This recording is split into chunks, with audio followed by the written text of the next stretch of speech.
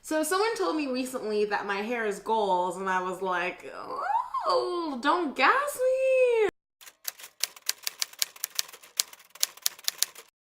I have gotten a lot of compliments recently about my hair and my hair growth, and I thought, you know, it might be nice to give people a couple of the tips that I personally follow and what has really helped me grow my hair over the last 2 years that I've been natural.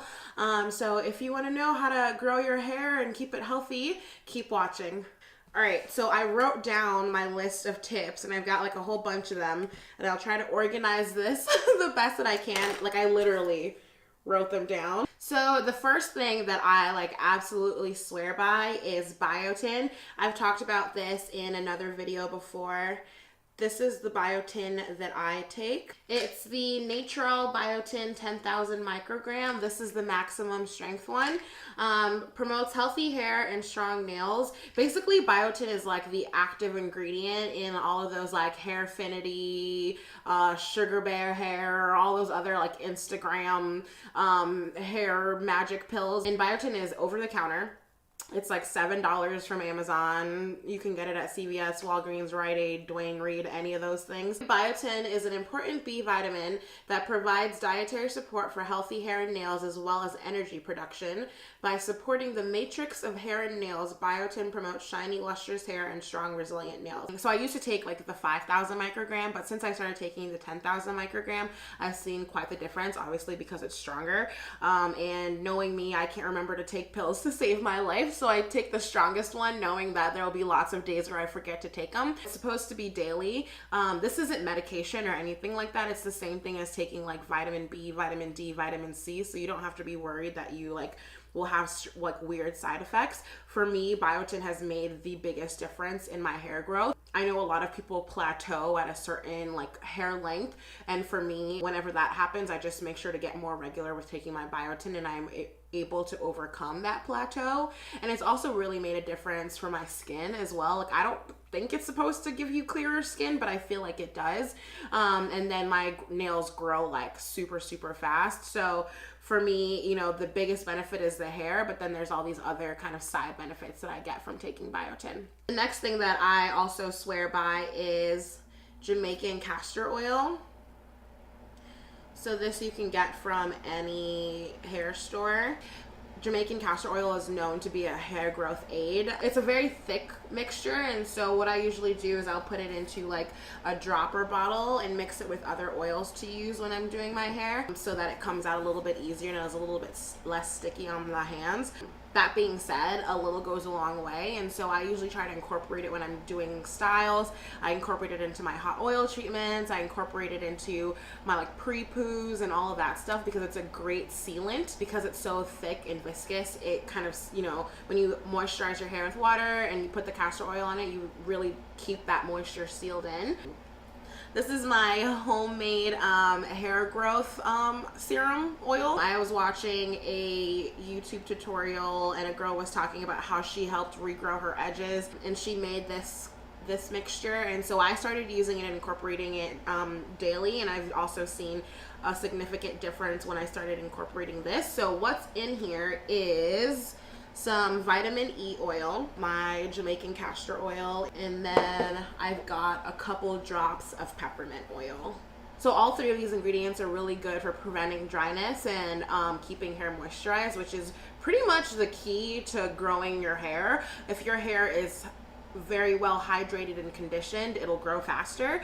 Vitamin E oil is similar to castor oil in that it prevents dryness and breakage, and then peppermint oil is just an essential oil that stimulates the hair follicles. So you'll find that a lot of like deep conditioners and like conditioning treatments have some kind of mint in them. It's because mint type products and oils stimulate your scalp, which stimulates obviously hair growth. So I pour all of those things into a dropper bottle for easy application.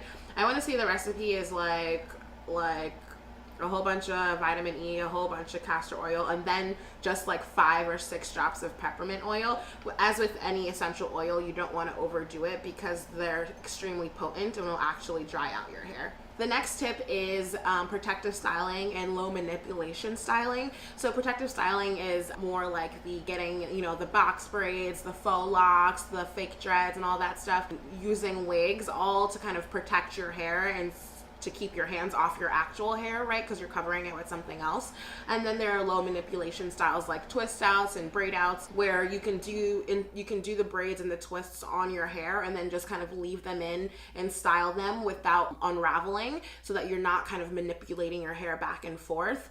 The less that you touch your hair, the faster that it'll grow. So you want to make sure that you protective style pretty regularly. I typically do the twist outs and braids and just leave them in for a while, and then I do that kind of like every week. And then the kind of larger protective styles of like braids, I'll do like 3 to 4 times in a year. And you want to make sure that when you do that, you don't overdo it. So you never want to kind of leave braids in for more than a month. I know when I was younger, I used to like leave my braids in for like 2 to 3 months at a time. And like you're wrecking your hair at that point, because it's a lot of weight for your hair and your scalp to carry. So you want to make sure that when you're getting like braids and all that stuff, that you kind of keep it in for a couple of weeks and then make sure you take them out and really deep condition and shampoo your hair to get rid of the buildup. So the next tip I have is never handle your hair when it's dry.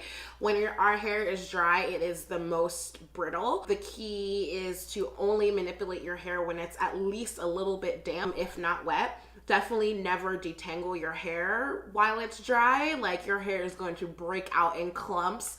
Our hair is most elastic when it's got some hydration and it's got a little bit of water and moisture in it. Deep conditioning. Deep conditioning is your friend. I would say, especially if you've got like dry, brittle, or damaged hair, you want to make sure that you deep condition 2 to 3 times in a month. Deep conditioning really just helps restore moisture. It's kind of like putting on a face mask. When you put on a face mask, you are like intensely penetrating your pores. When you do deep conditioner, you're basically, you know, putting on a hair mask that is really penetrating your hair at a deeper level than your normal conditioner. So I personally use this Gyal Organics Babassu Oil Mint Deep Conditioner. It says it's a protein moisture replenisher for dry, damaged hair to restore protein and balance for moisture and growth. And so I do this, like I said, 2 to 3 times a month. I'll put it into damp hair. So before I shampoo, I'll put it into damp hair and I'll put a plastic cap on, leave it in for about an hour, and then wash it out and continue with the rest of my routine. One thing you should know is that there's a lot of videos out there that are like, you know, deep condition overnight, deep condition all day. There's absolutely no reason to deep condition for that long. Typically, a deep conditioner product will tell you exactly how long to use it for, and you don't need to go over and above that. I would say that if you're trying to get a deeper condition, the most that you can do really is like maybe add some oils to the product that you use. You could put a hot towel around your plastic cap after you've put on the product to kind of allow it to penetrate more, but you don't need to have a 2-day long wash day in the hopes that you're gonna like come out with like magically conditioned hair afterwards. Just follow the instructions and don't overdo it. There is such a thing as overkill when it comes to taking care of your hair. So something that I do, and this is, don't quote me on this, but this is what works for me. So some people are probably gonna have problems with this, but I shampoo pretty sparingly. So I have this high porosity moisture seal shampoo. That's another thing. Make sure you do a porosity test to figure out what kind of hair porosity you have, because there are products now that are out there for specifically high porosity hair and low porosity hair. So I would say go search on YouTube for the test. Basically take a strand of your hair, put it in water, see if it sinks or floats, and that'll tell you. So I've determined that I have high porosity hair, and so I use a special shampoo for it. I only shampoo my hair, I would say, like once a month, just because I find shampoos to be extremely drying for my hair. And that's just me. Like, this is all personal experience is where I'm drawing all this information from. And for me, shampoos can be a little bit harsh, especially in the winter time. So I shampoo my hair like once a month, but that's not to say that I don't clean my hair, y'all. So I co-wash the majority of the time. And the co-wash that I use is the As I Am Coconut Co-Wash. It's a cleansing cream conditioner. So it does the clarifying action of a shampoo, but it doesn't strip my hair quite as much. I would say don't exclusively co-wash, because you do want to make sure that you get rid of that buildup on a monthly basis. And so you can use, you know, a really good shampoo, make sure that it's sulfate free, paraben free. And then sometimes I also use this apple cider vinegar root rinse from Cantu. And this is when I've got like a ton of buildup, usually like after I've taken out a protective style or something like that, where I really need to get to my scalp and really clear out my scalp. And you want to make sure that you kind of listen to your hair. Like if your hair is feeling like it's got a lot of residue and buildup, like don't use the co-wash and think your hair is going to be clean. That might be a time when you need to do a shampoo. So the next tip is hydrating your hair daily. And I'm talking about hydrating and moisturizing in terms of water. Water is the only thing that's going to truly penetrate your hair. So, you know, you could have 1,001 oils out here, but putting oil on dry hair is going to do absolutely nothing for you. You must always make sure that your hair is hydrated. Water is the key. I have a little mist bottle that I take with me when I travel. I keep it in my bathroom, and I try to mist my hair every night. And so, like I said, it's a mist. I don't know if y'all can see that. It is not a spray bottle in terms, it's not like, you know, putting a stream of water in my hair. It's just a light mist all over. And I'll do that at night before I go to bed. In the mornings, I will use this Coconut Manoi Coconut Water Curl Refresher. This helps me in the morning when I'm taking down my hair from being in like, you know, pigtails or buns for sleeping.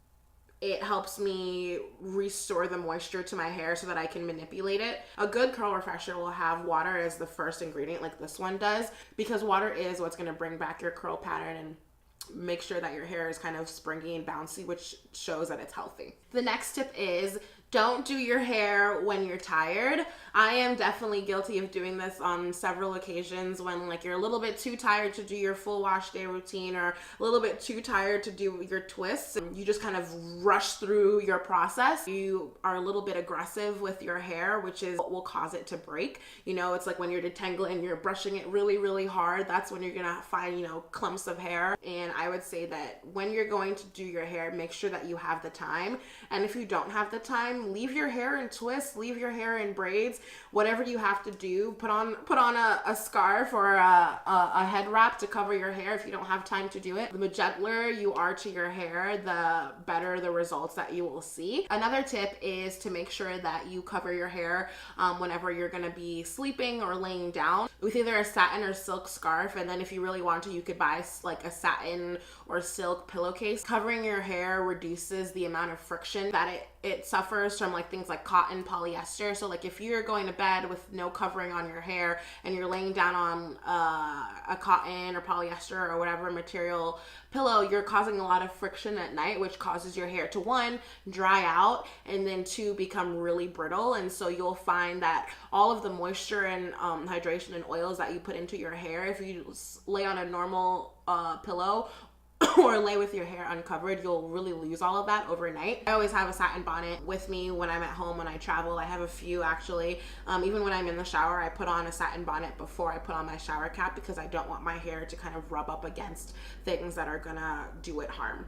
There's no one size fits all way of dealing with your hair. You just have to listen to it and what it's feeling. And it's going to feel different things throughout the year, right? Like in the summertime, it might feel a little bit oilier and, you know, it might shrink up a lot more. In the wintertime, you might find it being a little bit drier and, you know, harder to moisturize. And you just want to make sure that you tweak your routine based on what your hair is telling you. And you make sure that you know, kind of stick to the routines that work for you. Like there's 1,000,001 hair videos on YouTube, but you want to make sure that you're not just trying every single type of wash day routine, twist out routine, you know, X, Y, and Z, because at that point you're over manipulating your hair, right? Like if you keep changing what you do. So you want to make sure that you keep it simple and stick to what works for you. Like when you first go natural, like for sure, test out different things and see what works. But after you kind of figured that out, just stick with it.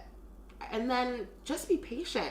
You know, hair doesn't grow overnight. I went natural 2 years ago and I wasn't seeing a lot of results early on. And then in the last year, I've really seen my hair kind of explode with growth. And so I would say that it's a long journey. You just have to be kind to your hair and your hair will be kind to you. Believe and trust in the process and trust in yourself. It's a beautiful journey if you let it be. And so best of luck. I hope these tips helped you out, and subscribe.